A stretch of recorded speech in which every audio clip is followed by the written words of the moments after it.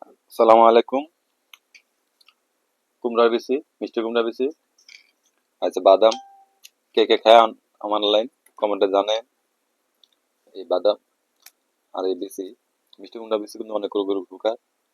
আপনারা মিষ্টি কুমড়া বেশি অনেকে বাজার থেকে মিষ্টি কুমড়া কিনে আনলে বেশিগুলা থাকে, তো ফালাই দেন না, বেশিগুলা বাজিয়া খাইবেন। খুব অনেক রোগের উপকারী। বাদামও উপকার, মাঝে মাঝে বাদাম খান। এই যে আমি সবসময় এই বাদাম খাই।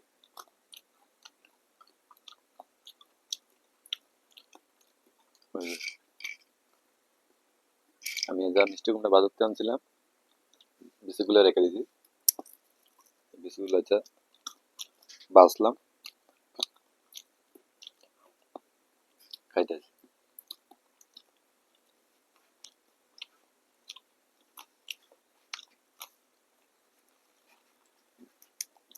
দেখুন এই যে কেমন বড় বড় বাদাম। আমি প্রতিদিন সন্ধ্যা হলে এই বাদাম খাই ভাইয়া। আর কুমড়া বেশি সবসময় খাওয়া হয় না, যে সঙ্গে আনি কুমড়া তরকারি দেখাতে ওই সময় বেশিগুলো থাকলে আমি একটু দিয়ে দিই, দিকে বাজ্যা বাজ্যা খাই। মিষ্টি কুমড়া এমনিও মিষ্টি, খেতে সুস্বাদু, বাজলে আর খেতে ভালো লাগে।